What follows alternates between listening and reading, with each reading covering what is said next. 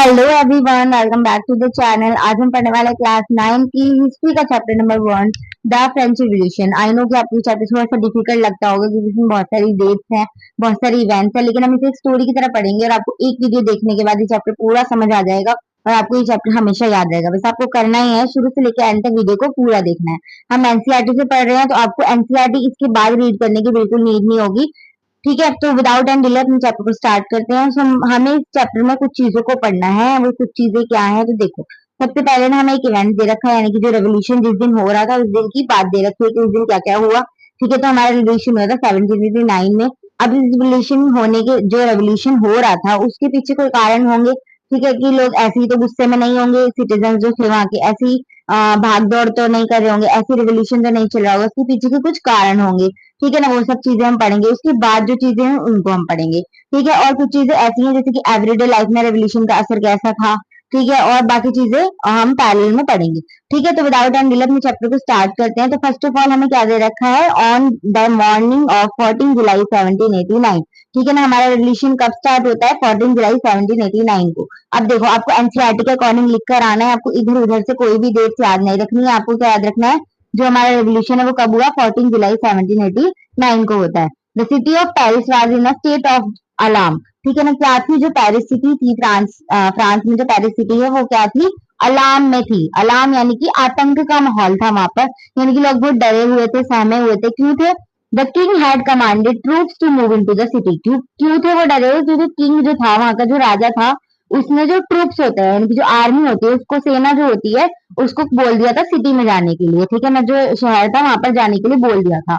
लेकिन क्या ह्यूमर्स फैले थे, ह्यूमर्स फैल गए, spread that he would soon order the army to open fire upon the citizens. ये ह्यूमर्स फैल जाते हैं कि जो राजा है वहां का, वो क्या करने वाला है, ऑर्डर ऑर्डर देने वाला है अपनी आर्मी को कि वो हम जो सिटीजन है उनके ऊपर क्या कर दे, ओपन फायर कर दे। ठीक है, इसी वजह से लोग जो थे वहां के डरे हुए थे। सम 7,000 man and women gathered in front of the town hall. वहां का एक टाउन हॉल था, पेरिस में टाउन हॉल था, वहां पर क्या होते हैं, 7,000 जो मैन एंड वुमेन होते हैं वो गैदर्ड होते हैं, यानी कि इकट्ठे होते हैं। ठीक है ना, decided to form a people militia. अब वो क्या करते हैं, वो डिसाइड करते हैं फॉर्म करने का, यानी कि बनाने का, पीपल्स मिलिशिया। मिलिशिया क्या होता है, एक मिलिट्री, आपने सुना है ना मिलिट्री, तो वो बनाने का क्या करते हैं, डिसाइड करते हैं। यानी कि अगर हमारे ऊपर ओपन फायर करवा रहा है जो वहां का राजा है, तो हम भी क्या करेंगे, उनसे लड़ेंगे। तो वो क्या करते हैं, अपनी जनता की एक मिलिट्री बनाते हैं। They broke into a number of government buildings in a search of arms. अब वो क्या करते हैं, जबरदस्ती घुसने लग जाते हैं, किसमें, गवर्नमेंट बिल्डिंग्स जो होती है ना, किस वजह से घुसते हैं, सर्च ऑफ आर्म्स, यानी कि हथियारों की खोज में। ठीक है ना, हथियार उन्हें चाहिए थे। अब देखो, अब आर्मी जो आएगी उसके पास तो होंगे उसके हथियार, अपने वेपन्स होंगे, लेकिन इनको भी तो वेपन्स चाहिए, इनको भी क्या चाहिए, हथियार चाहिए। तो उस खोज में क्या कर रहे थे, ये गवर्नमेंट बिल्डिंग्स में जबरदस्ती घुस रहे थे। ठीक है, फिर क्या होता है, सारे मूव कर जाते हैं ईस्टर्न पार्ट में सिटी के, यानी कि पेरिस सिटी के, and strong the fortress prison the Bastille. ठीक है ना, वहां पर एक कहाँ घुस जाते हैं, वो फोर्टेस प्रिजन, यानी कि एक किले की जो क्या थी, जेल थी, जिसको होता है बेस्टाइल, बेस्टाइल जिसे बोलते हैं। Where they hope to find hoarded ammunition. क्या क्या खोजने के लिए निकले थे वो वहां पर, उन्हें क्या चाहिए थे, हथियार। तो उन्हें लग रहा था कि वहां पर बहुत ज्यादा हथियार होंगे, तो इसलिए क्या हुआ था, वो वहां पर चले गए, कहाँ पर, बेस्टाइल के किले में। ठीक है, वहां पर एक जेल था। ठीक है ना, प्रिजन यानी कि जेल। ठीक है, और फोर्टेस यानी कि किले में जो जेल थी जिसका नाम था बेस्टाइल, वहां पर वो घुस जाते हैं। उन्हें क्या लग रहा था कि वहां पर क्या होंगे, उनके लिए हथियार होंगे। In the arm fight that followed the commander of the Bastille was killed and the prisoners released. क्या होता है, इसी लड़ाई में हथियारों की जो लड़ाई हो रही थी वहां पर, तो उसकी वजह से क्या होता है, वहां का जो कमांडर होता है, कमांडर कौन होता है, जो कि जेल की रक्षा करने वाले होते हैं ना, जो जेल में होता है कमांडर, वो क्या होता है, वो मारे जाते हैं। ठीक है ना, द प्रिजनर्स रिलीज, जो प्रिजनर्स यानी कि जो वहां के कैदी होते हैं वो छुड़ा लिए जाते हैं। और वहां पर कैदी कितने थे टोटल, ओनली 7 कैदी थे। ठीक है ना, जो प्रिजनर्स कितने थे वहां पर, 7 प्रिजनर्स थे, और वो छुड़ा लिए जाते हैं। Yet the Bastille was hated by all. इसके बाद भी जो बास्टाइल का किला है वो लोगों के लिए घृणा का केंद्र था, यानी कि लोग उससे नफरत करते थे, हेट करते थे उसको। क्यों करते थे हेट, देखो, because it stood for the despotic power of the king. ठीक है ना, क्या दिखाता था वो? Despotic power of the king, राजा की डेस्पोटिक पावर को दिखाता था कि राजा पर जो है वो किसी का भी कंट्रोल नहीं है, राजा अपनी मर्जी से चीजों को करता है। क्या होता है कि जो किला जब तोड़ दिया जाता है, पूरा तोड़ दिया जाता है किला, उसके बाद जो उसके टुकड़े होते हैं वो मार्केट में सेल किए जाते हैं किन लोगों को, जो कि इसे संजोना चाहते थे, जो कि इसे रखना चाहते थे याद में कि हमने जो बास्टिल का किला है उसको तोड़ा था। ठीक है, इस याद में वो रखना चाहते थे। ठीक है, उन लोगों को क्या कर दिया जाता है? सोल्ड कर दिया जाता है, बेच दिया जाता है।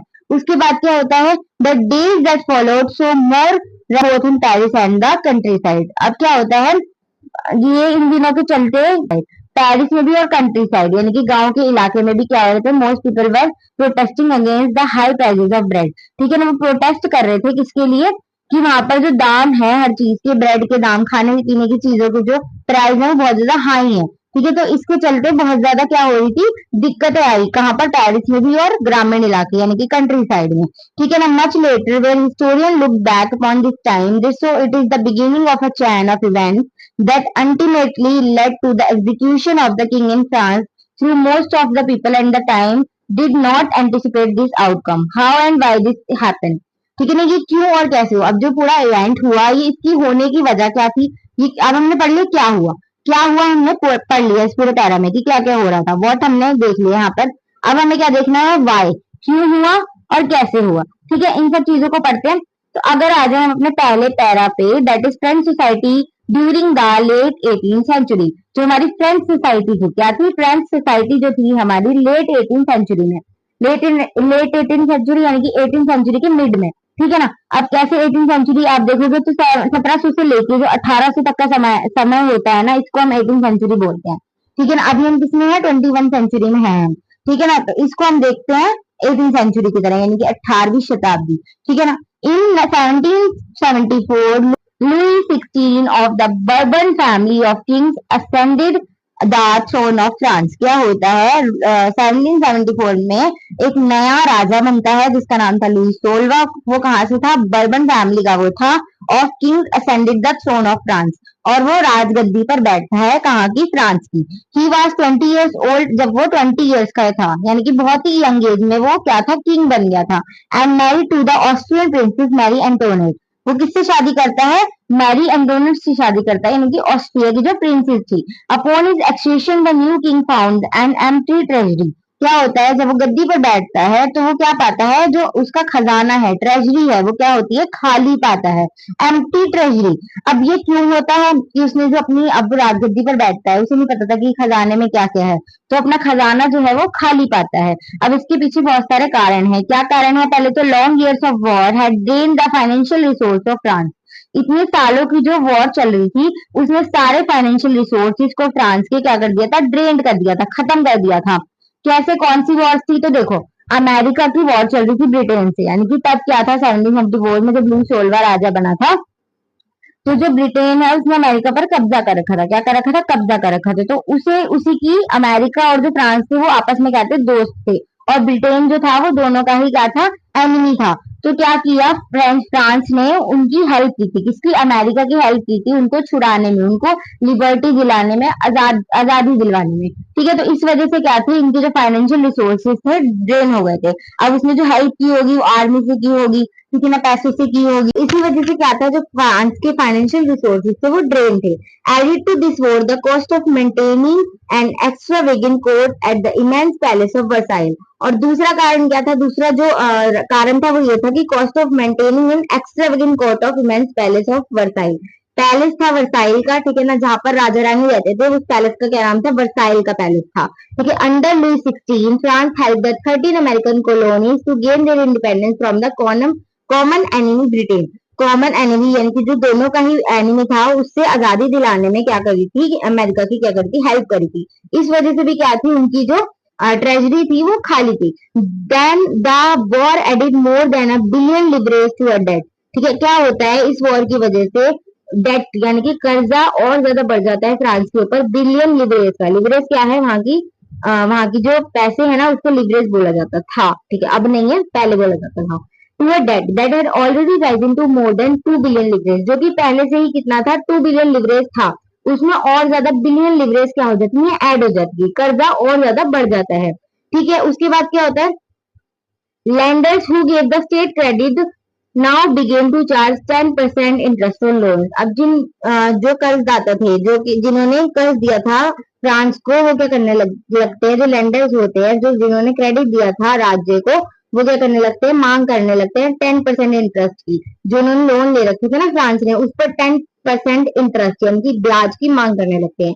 So the French government was obliged to spend an increasing percentage of its budget on increased on interest payment. क्या होता है कि जो उनका बहुत ज्यादा बजट का हिस्सा था, जो कि हर देश जो अपना बजट बनाता है, तो उसका जो बहुत ज्यादा हिस्सा था, परसेंटेज था, किस पर चला जाता था, पे करने में, इंटरेस्ट इंटरेस्ट की पेमेंट को पे करने में चला जाता था।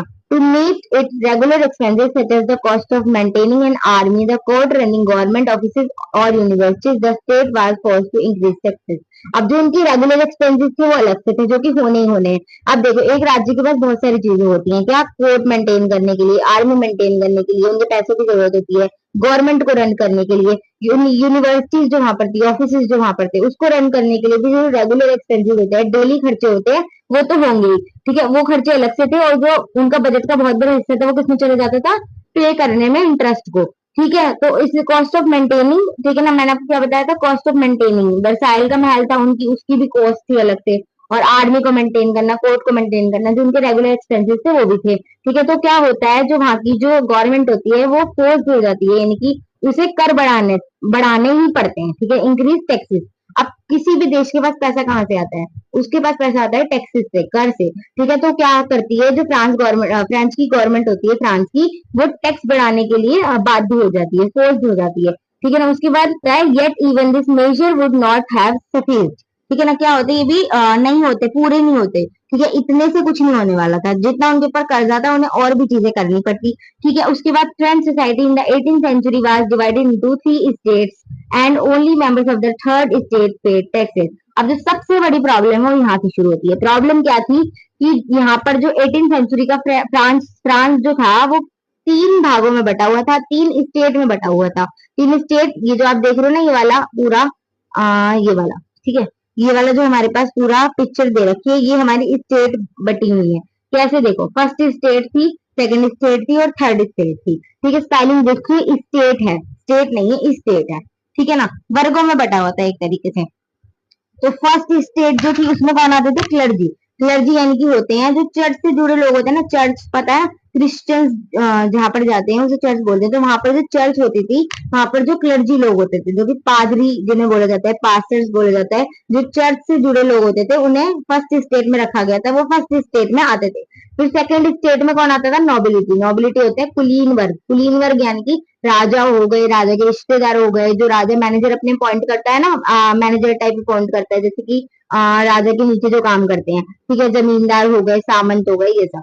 ठीक है, उसके बाद क्या था, थर्ड स्टेट में कौन आते थे, big businessman, merchant, court officials, lawyer etcetera, ये सब आते थे। ठीक है, तो थर्ड स्टेट में ना दोनों, मतलब आम जनता पूरी आ जाती थी, जिसमें अमीर भी थे और गरीब भी थे। उसके बाद आगे क्या है हमारे पास, आगे थर्ड स्टेट में बहुत सारे लोग थे, जैसे कि big businessman, merchant, court, official, lawyer, ये तो हो गए थोड़े अमीर लोग। फिर आ जाते हैं पीजेंट एंड आर्टिशियन। ठीक है, जो छोटे किसान होते हैं, कारीगर होते हैं, वो सब आ गए। उसके बाद क्या है, थर्ड में आ जाते हैं, जो थर्ड इसका आपको ये दिख रहा है ना बॉक्सेस में, है small peasant, landless labour servant. ठीक है, जिनके पास खुद का लैंड नहीं होता, दूसरों के लैंड पे काम करते हैं, और छोटे किसान हो गए, और सर्वेंट्स हो गए। ठीक है, ये सब लोग किसमें आ जाते हैं, पूरे थर्ड स्टेट के अंदर पूरी आम जनता आ जाती है, जिसमें कि अमीर भी हैं और गरीब भी हैं। उस टाइम पर क्या था, जो थर्ड स्टेट के लोग थे ना, सिर्फ उन्हीं को टैक्स पे करने पड़ते थे। तो अगर जो राज्य है, जो स्टेट है, वो अगर टैक्सेस को बढ़ाता है, तो सारा का सारा जो लोड था वो इस थर्ड स्टेट के ऊपर आ जाता था। ठीक है, तो अब देखो आगे क्या है, आगे हमें दे रखा है आगे हमें दे रखा है the society of state was part of the feudal system that dated back to the middle ages. क्या होता है, जो फ्रांस की सोसाइटी है उस समय पर फ्यूडल सिस्टम फॉलो करती थी। फ्यूडल सिस्टम मैंने आपको बताया ना कि राजा अपने नीचे, देखो राजा होता है, ठीक है, राजतंत्र चलता था उस टाइम पर, ओल्ड रिजाइन चलता था, प्राचीन राजतंत्र जिसे बोला जाता है। तो उस टाइम पे क्या था, जो राजा होता था, जो किंग होता था, वो अपने नीचे क्या लगाता था, थोड़े बहुत पीपल्स लोगों को लगा देता था, जो भी क्या करते थे, बाकी लोगों से क्या करते थे, करों को वसूलते थे। ठीक है, जैसे कि मैंने आपको बताया, जमींदार होते हैं जो कि अपनी जमीनों पर काम करवाते हैं छोटे किसानों से। ठीक है, वो हो गए। ठीक है, सामंत हो गए जो कि कर वसूलते हैं, टैक्स जो है वो लेते हैं, उनसे जबरदस्ती टैक्स वसूलते हैं, ये सब चीजें। ठीक है, that dated back to the middle ages. The term old regime is usually used to describe the society and institution of France before 1789। तो ओल्ड रिजाइम एक टर्म है जिसे क्या दिखाने के लिए यूज किया जाता है, 1789 से जो पहले का फ्रांस था उसको दिखाने के लिए, उसको डिस्क्राइब करने के लिए ओल्ड रिजाइम टर्म का यूज किया जाता है। तो अब आपको याद रखना है 1789 से पहले का जो फ्रांस वाला जो, या हमने देखा ना कि फर्स्ट सेकंड और थर्ड स्टेट में जो बटा हुआ फ्रांस था, उसको हम क्या बोलते हैं, ओल्ड रिजाइम बोलते हैं। जो कि क्रांति से पहले, क्रांति हमारी जो रेवोल्यूशन है वो कब हुआ, 1789 में। उससे पहले का जो हमारा फ्रांस था, यानी कि जो 3 भागों में बटा हुआ था, यानी कि first state, second state and third state, उसको हम क्या बोलते हैं, ओल्ड रिजाइम बोलते हैं। ठीक है, उसके बाद आगे क्या है, figure 2 shows how the system of state in French society was organized। जो फिगर 2 है जो कि हम अभी देख कर आए हैं, वो क्या दिखाता है, फ्रेंच सोसाइटी कैसे ऑर्गेनाइज थी 3 स्टेट में, उन चीजों को दिखाता है। Reason made up about 90% of the population. अब देखो ये जो पैरा था, अब ये जो हमारा अगला पैरा है, ये किस लिए है, ये बताया जा रहा है वहां की पॉपुलेशन में जो जमीन थी, जो वहां की लैंड थी, वो कैसे ऑर्गेनाइज थी या फिर कैसे डिस्ट्रीब्यूटेड थी। ठीक है ना, तो क्या था, 90% of the people, 90% of the people कौन थे, वहां के छोटे किसान, मतलब किसान थे। ठीक है, पॉपुलेशन क्या थी, पीजेंट थे, किसान। However only a small number of them own the land. और ये कितना परसेंट जो लैंड है वो ओन करते थे, only only and only 40% land जो है ये ओन करते थे, यानी कि 40% लैंड होती थी 90% पीजेंट्स के पास। और दूसरी तरफ से 10% जो बचे कौन हो गए, वो फर्स्ट स्टेट के क्लर्जी, सेकंड स्टेट नोबिलिटी, और जो थर्ड स्टेट के कुछ अमीर लोग होते थे, उनके पास कितनी थी लैंड, 60%। अब वो है कितने, 10%, और लैंड कितने उनके पास, 10%, और ये कितने हैं, 90%, उनके पास लैंड थी वह 40%। तो देखो यहाँ पर कितना अनइक्वली डिस्ट्रीब्यूटेड है लैंड। ठीक है, तो ये यहाँ पर दिखाया जा रहा है। अब उसके बाद क्या लिखा हुआ है, the members of the first 2 state, that is the clergy and nobility, enjoyed certain privilege by the birth. क्या करते थे, कुछ सर्टेन प्रिविलेज को एंजॉय करते थे बर्थ से। कैसी प्रिविलेज थी वो मैंने आपको बताया था, पहली प्रिविलेज इनके पास ये थी कि इनको टैक्स नहीं पे करना पड़ता था। The most important of these was exception of from paying taxes to the state. इनको स्टेट को कोई भी टैक्स जो है वो पे नहीं करना पड़ता था। The nobles further enjoyed feudal privileges. और जो सेकंड स्टेट जो मैंने आपको बताया नोबल जिसमें आते हैं, वो कुछ और भी फ्यूडल प्रिविलेजेस प्रिविलेजेस क्या करते थे, इंजॉय करते थे। वो क्या थी, फ्यूडल ड्यूज, यानी कि लोगों से कर लेते थे ये, तो which they accepted from the peasant. ठीक है ना, कुछ पैसे यानी कि कुछ टैक्सेस ले सकते थे, ये इन्हें भी राइट था कि ये छोटे जो पीजेंट्स होते हैं उनसे क्या कर सकते हैं, टैक्सेस को वसूल कर सकते हैं, एक्सेप्ट कर सकते हैं। Peasant were obliged to render services to the lord, to work in his houses and fields, to serve in the army and participate in building roads. ठीक है ना, अब जो छोटे किसान थे वो बाध्य थे, यानी कि उन्हें करनी पड़ती थी ये चीजें। वो क्या थी, उन्हें क्या करना पड़ता था, अपने लॉर्ड के घर, यानी कि जिसकी जमीन पर वो काम कर रहे हैं उसके घर का भी काम करना पड़ता था। और आर्मी में उनको जबरदस्ती, जो सेना में है उनकी मर्जी के बिना ले जाया जाता था, पार्टिसिपेट करते थे वो बिल्डिंग रोड, यानी कि उसको बिल्ड करने में, रोड्स की भी वो उनको हेल्प करनी पड़ती थी। वो इस काम को करने के लिए उनकी मर्जी नहीं होती थी, उन्हें करना पड़ता था। ठीक है, उसके बाद क्या होता था, ये हमने पढ़ा कि कैसे सर्टेन प्रिविलेजेस जो थे वो थे लोगों के पास, जो कि सेकंड और फर्स्ट स्टेट के लोग थे, और लैंड कैसे डिस्ट्रीब्यूटेड था। उसके बाद ही अगला जो हमारे पास पैरा है, ये दिखा रहा है कि जो थर्ड स्टेट के लोग थे, मैंने आपको बताया ना कि थर्ड स्टेट के ही लोग जो टैक्स पे करते थे, तो वो कौन कौन से टाइड, मतलब कौन कौन से टैक्सेस को पे करते थे। फर्स्ट है हमारे पास the church to extracted its share of taxes called tithe. ठीक है ना, वहां की जो चर्च, मतलब चर्च जो फर्स्ट स्टेट है वो भी उनसे टैक्स एक्सट्रैक्ट करती थी, उसको बोला जाता था टाइट। क्या बोला जाता था, टाइट फ्रॉम द पीजेंट, छोटे किसानों से। वो क्या होता था, and finally all the members of the third state had to pay taxes to the state. और उन्हें टैक्स पे करना पड़ता था स्टेट को भी, जिसे हम बोला जाता था टाइल। ठीक है ना, जो डायरेक्ट टैक्स होता था जो कि राज्य को जाता था, यानी कि स्टेट को जाता था, यानी कि फ्रांस को जाता होगा। ठीक है, तो टाइप क्या था, टाइप को यहाँ पे देखो, ये छोटे से बॉक्स में दी गई definition, a tax divide by the church comprising 1/10 of the agriculture produce. यानी कि एग्रीकल्चर में जो कि खेती वो करते थे उसका जो प्रोड्यूस होता था उसका 1/10 पार्ट जो है उन्हें चर्च को देना पड़ता था, जिसे क्या बोला जाता था, टाइट बोला जाता था। ठीक है, उसके बाद जो उन्हें डायरेक्ट टैक्स स्टेट को पे करना होता था उसे बोला जाता था टाइल, उसे क्या बोला जाता था, टाइल। ठीक है ना, वो होता था डायरेक्ट टैक्स जो कि स्टेट को जाना होता था। and a number of indirect tax which were levied on articles of everyday consumption। और एक और टैक्स पे करना पड़ता था उन्हें, जो कि था इनडायरेक्ट टैक्स, जो कि एवरीडे कंजप्शन की जो चीजें होती है उन पर लगाया जाता था। एवरीडे कंजप्शन यानी कि जो रोज कंज्यूम होने वाली चीजें होती हैं, जैसे कि सॉल्ट और तंबाकू पर वहां लगाया जाता था। Burden of financing activities of the state through taxes was borne by the third state alone. यानी कि जितनी भी फाइनेंशियल एक्टिविटीज का बर्डन था स्टेट में, जो जितनी भी फाइनेंशियल एक्टिविटीज होती थी, आर्मी का खर्चा हो, वर्साइल की जो पैलेस था जहाँ पर राजा रानी रहती थे उसकी मेंटेनिंग का हो, तो वो जो टैक्सेस वो लगाते थे उसका सारा जो बर्डन था वो किस पर था, थर्ड स्टेट पर था। ठीक है, खाली वही जो है वो टैक्स पे करते थे और उन्हीं पर था। ठीक है, अब यहाँ पर देखो बॉक्स में कुछ चीजें दे रखी हैं, जैसे कि जो न्यू वर्ड हमने अभी पढ़े, तो जैसे कि लिब्रे है, वो क्या थी, यूनिट ऑफ करेंसी। करेंसी है फ्रांस की, डिसकंटिन्यूड इन 1794, जो कि डिसकंटिन्यू कर दी जाती है किसमें, 1794 में। ठीक है, उसके बाद आता है क्लर्जी। क्लर्जी कौन होता है, group of person invested with special function in the church, जो कि परफॉर्म करते हैं स्पेशल फंक्शन चर्च के अंदर। टाइप क्या होता है, a tax divide by the church comprising 1/10 of the agriculture produce, यानी कि क्या होता है वो, 1/10 होता है एग्रीकल्चर प्रोड्यूस का। ठीक है, उसके बाद टाइल है, एक डायरेक्ट टैक्स है जो कि स्टेट को पे किया जाता है। ठीक है, उसके बाद आगे आ जाओ।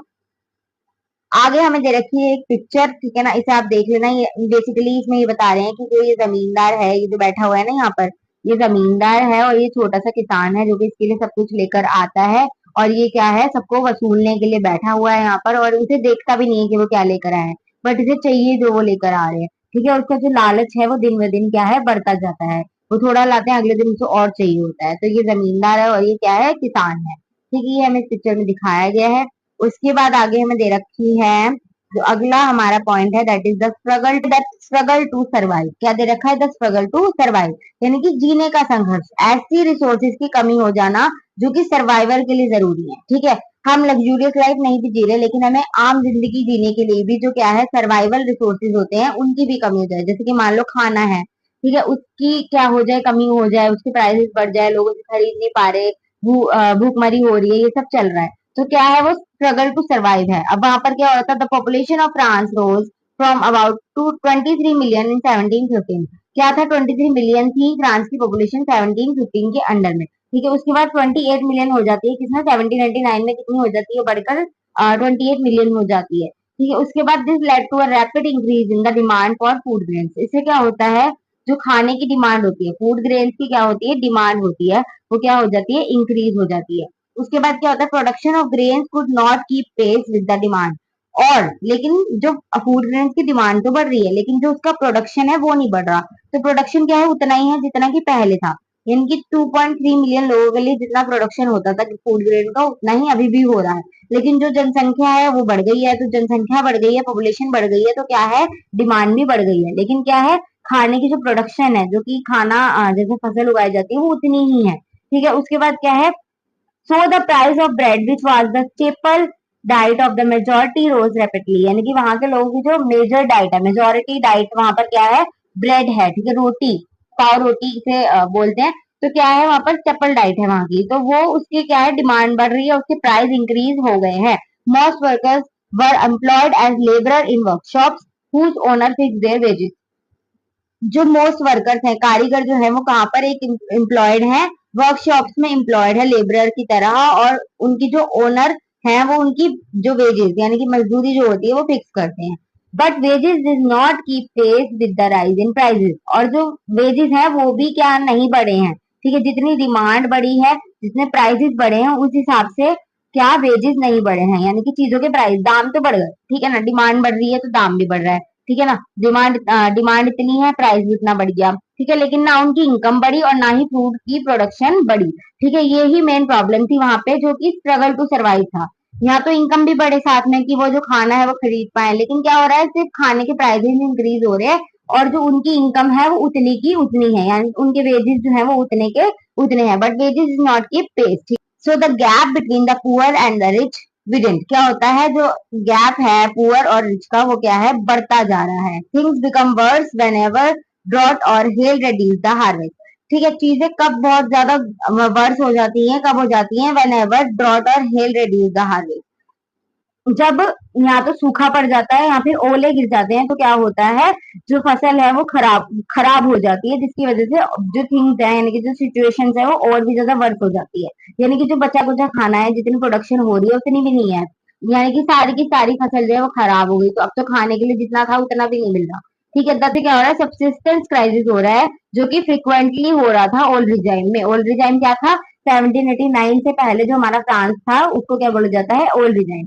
यानी कि वहां की जो सिचुएशन थी, जैसे कि 3 स्टेट में बटा हुआ जो फ्रांस था उसको बोला जाता है ओल्ड रिजाइम। ठीक है, उसके बाद सब्सिस्टेंस क्राइसिस क्या होता है, देखो यहाँ दे रखा है हमने बॉक्स में, an extreme situation where the basic means of livelihood are in danger. ठीक है, क्या होता है, जो एक्सट्रीम सिचुएशन होती है जिसमें जो बेसिक मीन्स ऑफ लाइवलीहुड है, मैंने आपको बताया था ना, ऐसी चीजों का, ऐसी चीजों की, ऐसे रिसोर्सेज की कमी हो जाना जो कि सर्वाइवल के लिए जरूरी है। ठीक है, जो बेसिक मीन्स ऑफ लाइवलीहुड है यानी कि खाना है, वो बेसिक चाहिए ही चाहिए, तो ऐसी चीजें भी जो डेंजर में आ जाती हैं उनको बोला जाता है सब्सिस्टेंस क्राइसिस। उस टाइम पर यही चल रहा था फ्रांस में।